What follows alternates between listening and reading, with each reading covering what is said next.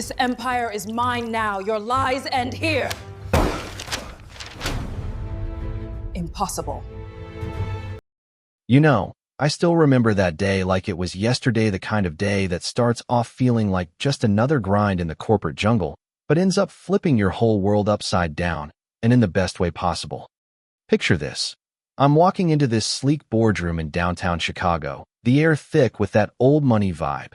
You know, polished oak tables and portraits of stern white dudes staring down like they're judging every move you make, and right off the bat, Edward Harrington Jr., this smug heir to the Harrington Enterprises throne, leans back in his chair, eyes narrowing as he spots me, and mutters loud enough for everyone to hear.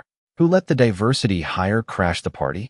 His buddies chuckle, one of them accidentally knocking over a steaming cup of coffee right onto my crisp navy suit, hot liquid soaking through, burning a bit, but mostly just humiliating, like they were marking their territory or something. In that moment, as I stand there dripping, jaw clenched, I feel this fire ignite deep in my gut. The same fire that's been simmering since I lost my dad to years of being ground down by bosses just like these guys.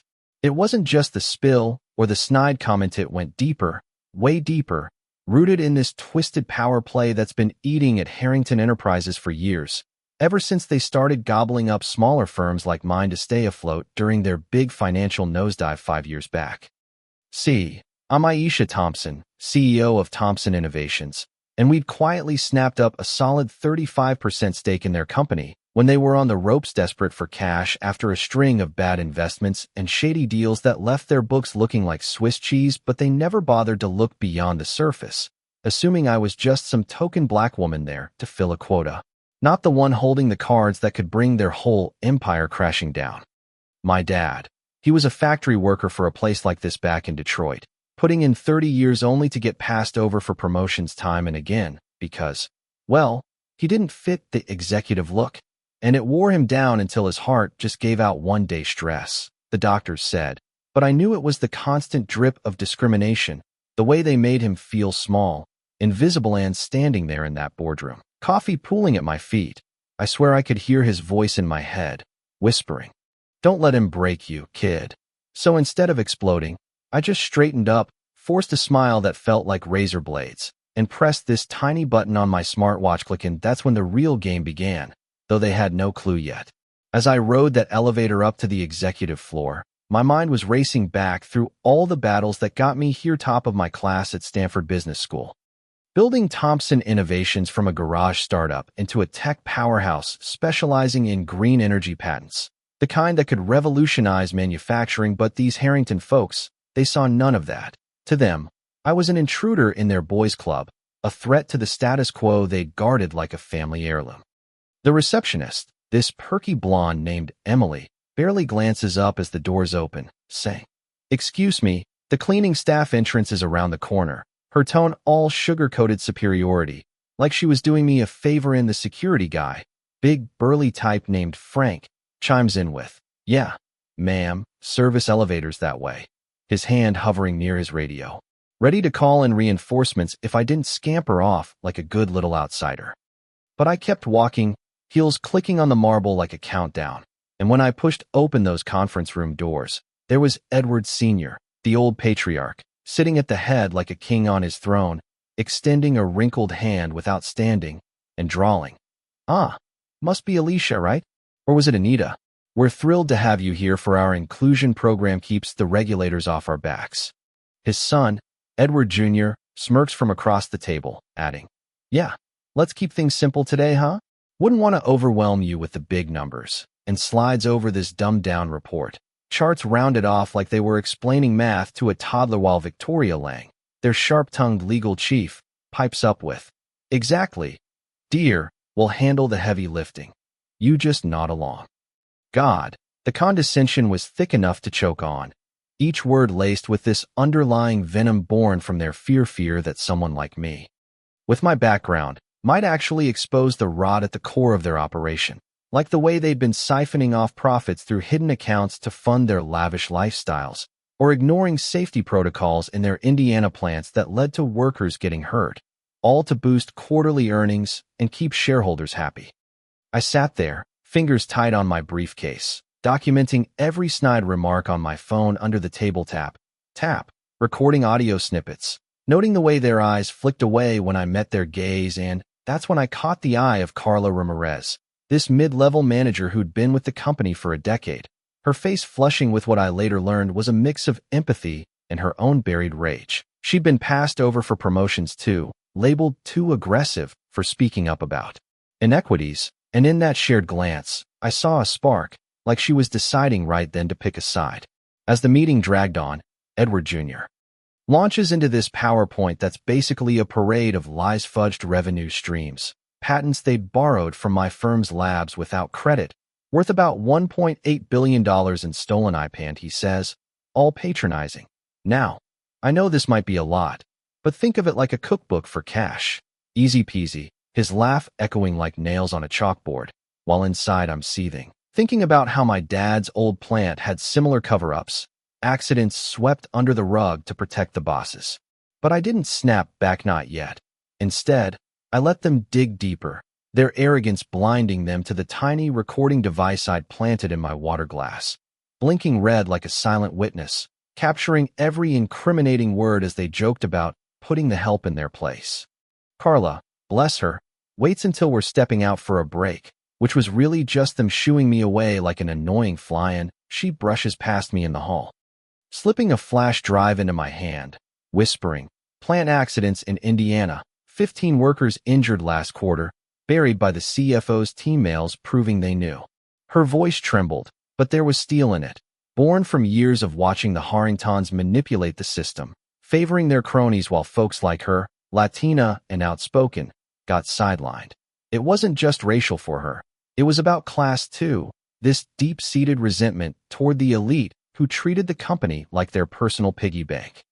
Back in my hotel room that night, I linked up with my lawyer buddy, Jamal Kingston, ex-DOJ prosecutor who'd seen enough corruption to fill a books pacing his office overlooking Lake Michigan. Phone on speaker as I upload the files, and he says, "Aisha, this is dynamite. We've got tax evasion trails leading to Cayman accounts, $32 million siphoned off, plus those safety violations. Ashay's gonna love this." We mapped it out over late-night calls, pulling in Elena Vasquez, a whistleblower advocate who'd lost her own job fighting similar battles. And together we built this war chest-recovered deleted emails where Edward Jr. brags about creative accounting to dodge taxes, audio of board chats dismissing worker comp claims as overdramatic, all tied to their personal vendettas, like Edward Sr.'s grudge against upstarts, like me who dared challenge his legacy after we'd outbid them on a key patent years ago. The next 48 hours blurred into this intense chess gaming, holed up in my suite, heart pounding as notifications pinged, asset freeze orders flying out from Jamal's team, SEC alerts triggered by anonymous tips we'd planted, media packets landing in inboxes at the Chicago Tribune and CNBC, detailing how the Harringtons' empire was built on exploitation, from wage theft affecting 2,500 employees across 4 states, to bribing local officials to overlook environmental violations at their plants. I could feel the shift, that delicious turning of the tide, as their untouchable facade cracked. Edward Jr. texting his senator pal, some guy named Harlan, begging for cover, saying, "This token's getting uppity. Need to bury her in audits," not knowing we'd hacked their comms legally through a court order Jamal pulled strings for.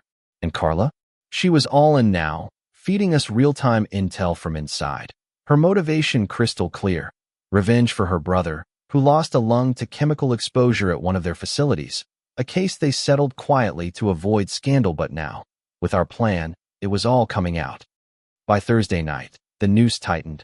Jamal's contact, a retired AG named Roberta Hayes, signs off on the warrants, her voice grave over the line. "These folks have been playing God too long. Time for consequences." I barely slept, replaying the boardroom humiliation in my mind, but now with a twist imagining their faces when the hammer dropped, that smugness melting into panic. Friday hits like a storm front rolling in off the lake, 2 p.m. sharp. I stride back into that same boardroom, not as the dripping mess they'd dismissed, but flanked by Jamal, Roberta, and a trio of stone-cold attorneys whose resumes could intimidate sharks. The air goes electric as Edward Jr.'s eyes bulge, coffee cup frozen mid-sip, and I say, calm as a summer breeze but sharp as a knife. Gentlemen in Victoria, allow me to reintroduce myself. Aisha Thompson, CEO of Thompson Innovations, and holder of 35% controlling interest in Harrington Enterprises, acquired fair and square when your ship was sinking. The room erupts in whispers, Edward Sr. Sputtering, this can't be just. But Jamal cuts in, slapping down the portfolio like a mic drop. Oh, it can. And it is. Here's the evidence: $1.8 billion in IP theft from Aisha's patents. 32 unreported safety breaches leading to hospitalizations. Tax dodging via offshore shells. All documented with your own words, courtesy of that little recorder you overlooked. Carla steps forward then, no longer the shrinking Violet, her voice steady as she lays it out. Indiana plant, folks, me brother among the victims, lungs scarred from fumes you knew were toxic. But hey, cutting corners saved a buck, right? Edward Jr. turns ghost white, stammering, We have connections, you can't touch us. But Roberta leans in, her tone dripping irony. Your Senator Buddy Harlan? He's singing to a grand jury right now, spilling about those donations that bought you favors. Turns out, even old money can't buy eternal immunity. The votes of slaughter board members flipping like dominoes, their loyalty evaporating as self-preservation kicks in. 35% jumps to 52%, then 78%, and suddenly the Harringtons are out.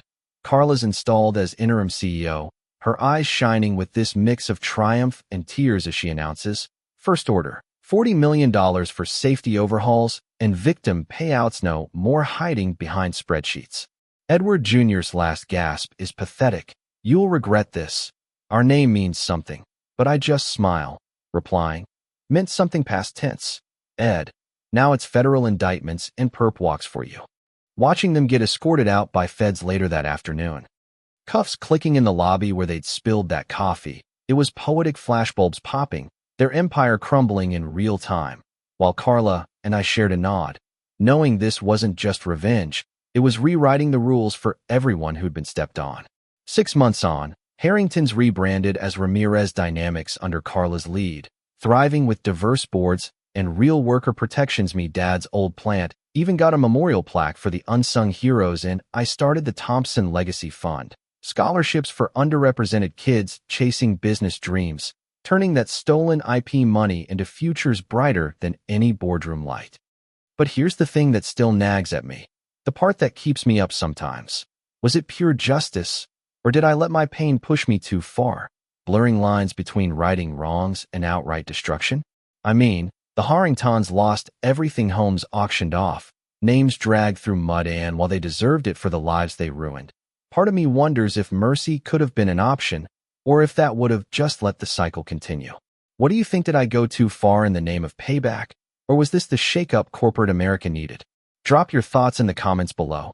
Share your own stories of standing up to the big shots, or if you've seen the other side, where power corrupts absolutely. Hit that like button if this hit home. Subscribe for more real talk tales, and let's keep the conversation going, because change starts when we start talking.